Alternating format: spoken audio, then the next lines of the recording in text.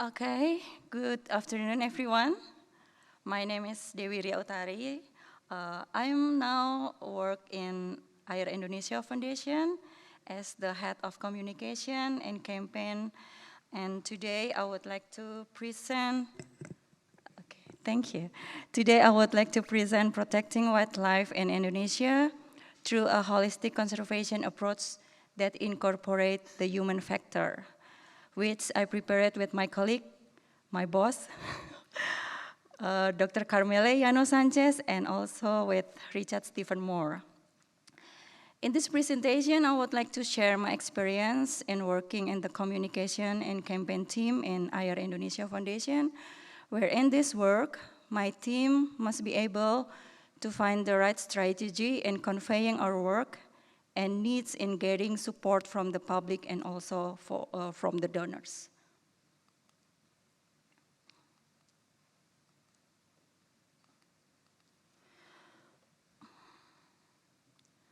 Okay, so I will start with the background.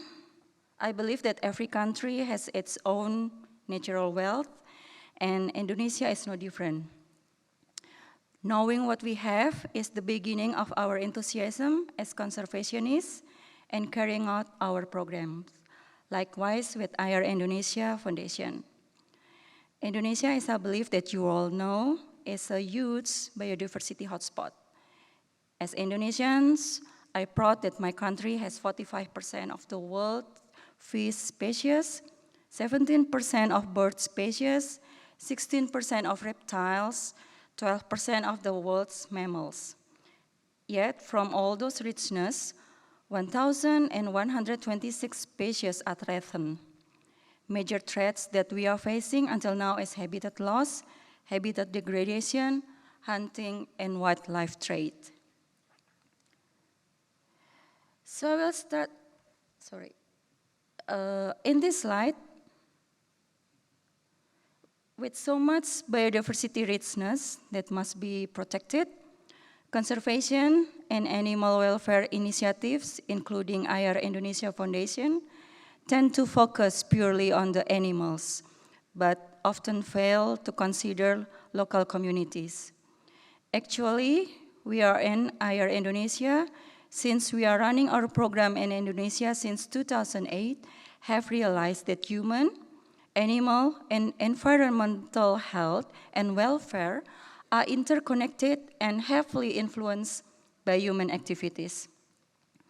But unfortunately, in presenting ourselves to society, we often forget our work that involves people.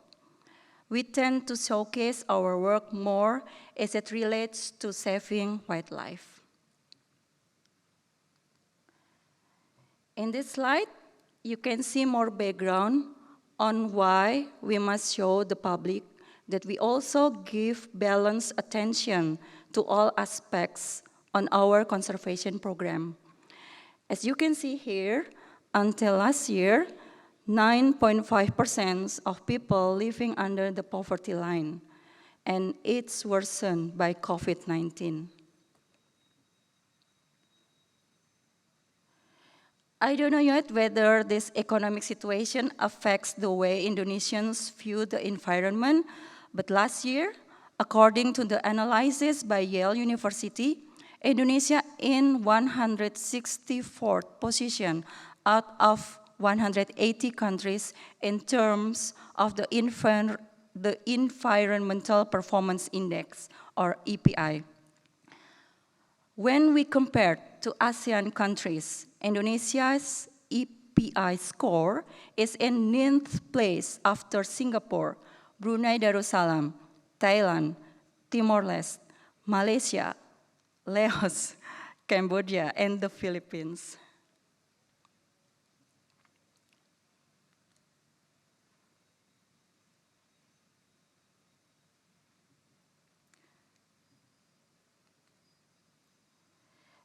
Basically, to carry out our 3R animal program, rescue, rehab, and release, we cannot do it without preparing a natural habitat for wild animals to return home to. We need to support of local communities especially those who live around natural wildlife habitats, to help protect and preserve animal habitats. In reality, in our works, we face socio-economic problems experienced especially by communities around this habitat. How can we talk about don't hunt, don't eat wildlife, don't burn land, don't cut down the trees? So much don't. For years, from generation to generation, they have lived by depending on the forest. Not to mention when we have to communicate to urban communities who are far from forest area. They also have their own socio-economic challenges that make them ignore the future conditions of nature in the country. Yes, that's a more holistic or comprehensive strategy that incorporates a human dimension is required. But actually, how can we say that a conservation NGO is not an institution formed from the idealism of developed countries, which are already economically established and comes with so many rules about protecting nature, comes to developing countries whose people are still struggling to have a decent lives?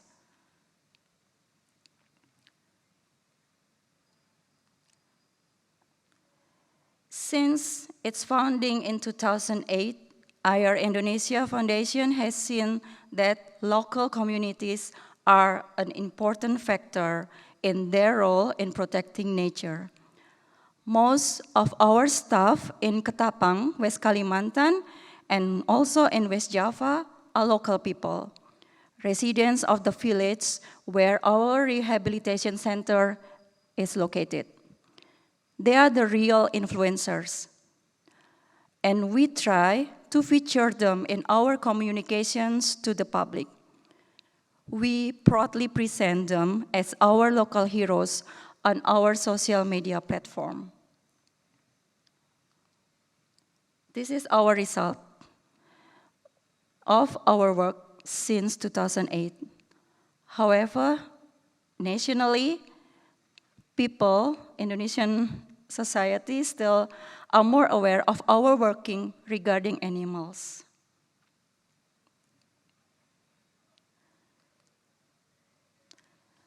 So, in this slide, our initiative does not only employ local people as staff. We don't have enough money to do that. And that's not our strategy either. We encourage people to come up with independent initiatives and determining their own future. We are not here to dictate them to do this and that. We accompany them to find their roles in preserving nature and their environment. So we come up with some programs. There are tree planting activities that involve children and also their parents to plant bare areas in the forest near their homes, make eco-poly bags from plants that are easily available around them, such as from palm leaves and also from bamboo. Assist farmers to be able to implement agroforestry, and also, this is the more important, and I love it, to accompany housewives in Ketapang, West Kalimantan, to carry out patrols and provide education about preventing fires in forests and land.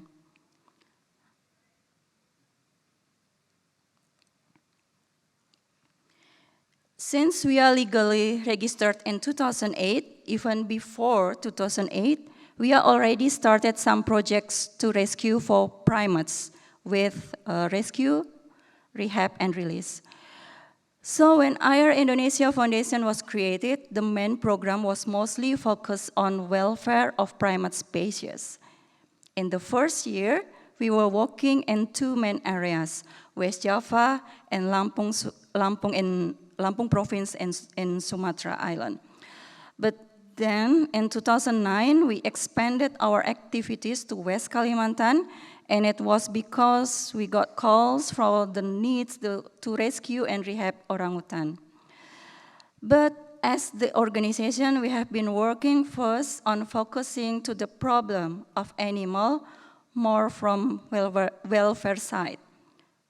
But soon, we are realized that rescue, rehab, and release couldn't be the ultimate goal of the organization.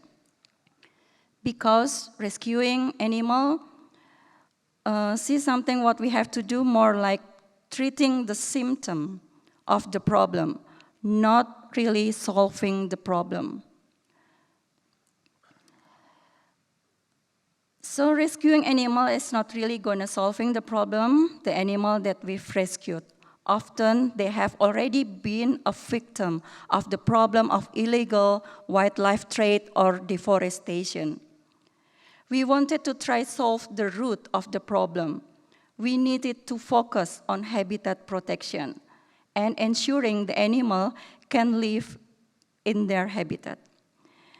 And this is when we started to expanding our activities, not just working with animal, but also working with communities who important component in protecting habitat and how we can reduce illegal wildlife trade and also expanding our activities to community development, awareness campaign, education, and as well as now getting involved that use One Health approach as looking at the health of human being, environment, and animal as one.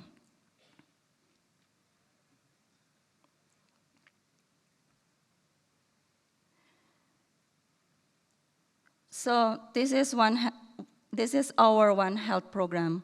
In responding post-COVID-19 situation, we initiated One Health program to increase awareness towards zoonotic diseases brought about by COVID-19 and to address shared health threats by recognizing the interconnection between people, animals, and our environment. We use One Health approach as looking at the health of human being, environment, and animal as one. And the importance of protecting and preserving our environment can also important for public health.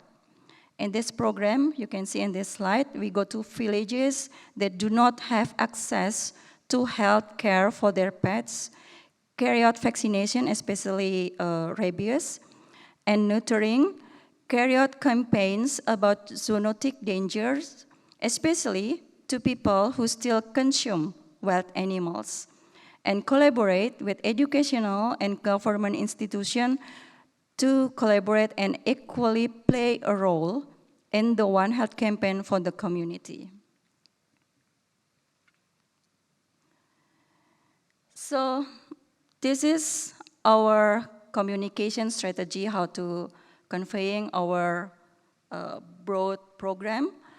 So we have implemented so many holistic programs, right? But they will all feel useless if we cannot communicate them to the public. We were starting to feel the need to look for a communication strategy that is also holistic. We felt that there is a need for a new phase of AfA Indonesia Foundation that shows that we have a holistic program which provides a balanced role for the existence of humans and animals. So we start with our logo. We must look for a new logo that can show the balance of our program between humans and animals. This is our philosophy, logo philosophy. As you can see, the symbols in the logo are placed in a circle which gives the meaning of the universe, where humans, animals, and plants live side by side on planet Earth. All of them basically have their own important duties and roles. And you can see the position of the human and animal hands in this logo are at the same level, the circle where the tree is inside. This provides meaning that humans and animals have an equally important role in protecting the Earth.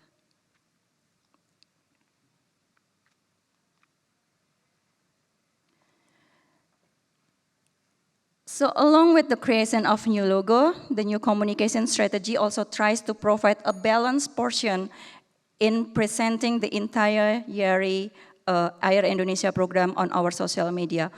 So this is our content on social media. As you can see, we trying to convey our community development, education, and also our campaign.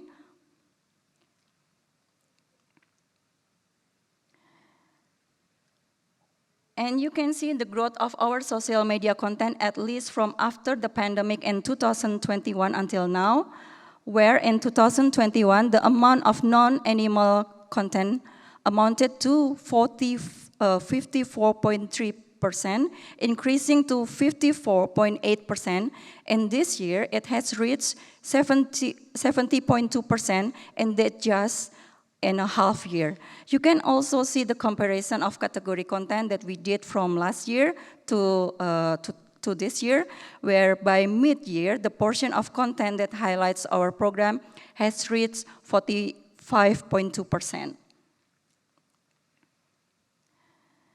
So what about the public response on social media? Although this is not a sharp increase, there was an increase in our social media platform, Instagram, X, Twitter before, and Facebook in 2021, right after the pandemic. Instagram recorded a quite significant positive response from the growth of our followers every year. There is an increase in audience reach for non-animal content. In 2021, it reached 189.199 viewers, and by the middle of this year, it had reached 184,651. We also take demographic data on our social media to determine the right delivery method to reach the audience. Generation Y, or the millennial generation, is still the largest audience. So we assess that the millennial generation has a positive response to conservation narratives that use a holistic approach. So apart from social media, we try to measure responses to non-animal content from coverage and mass media as a reflection of public opinion. Compared to last year, 2022, which only saw 39 coverage in our non-animal program, in January until August 2023, there is an increase of 65 reports and 8 reports about one of our community partners, the Power of Mama. So in September, we also carry out a media visit strategy by inviting journalists to visit one of our community development programs in Batu Tagi, Lampung Province, Sumatra. With this strategy, the national media we invited have published the program. And one of the largest national newspaper in Indonesia, Kompas newspaper, published a 1.5-page review of Air Indonesia program. And this coverage at Kompas reached a PR value of 1.3 billion rupiah.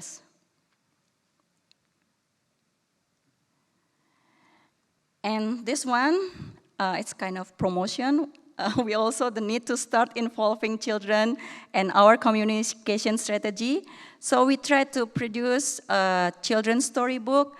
The title is The Adventure of Carmilla and Indonesian Animals. I wrote the story and collaborate with the young artists in Indonesia. And the inspiration comes from the figure of Dr. Carmilla. And this strategy may not be said to be completely successful because there are many indicators that we need to assess as well. But at least from the measurements we have taken, we are quite happy that we are on the way to showing that conservation is a collaborative work of all parties. Through a communication strategy which shows that conservation is a holistic work that involves many sectors to collaborate, we hope to encourage the emergence of local heroes and local communities who will play an important role in carrying out sustainable conservation. To close my presentation, I would like to share the video of The Power of Mama, great woman group who I really admire, and up to now, with all the limited facilities they have, they are still not tiring and enthusiastic, carrying out patrols every day to protect their area from fire disasters. Please enjoy, and thank you.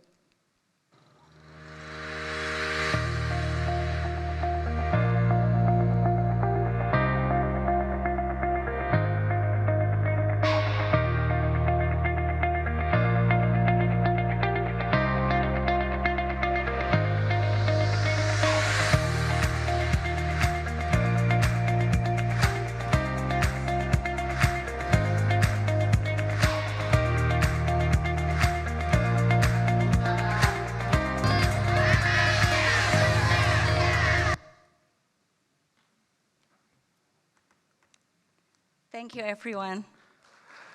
Thank you, Dewi, for your sharing. Thank you so much.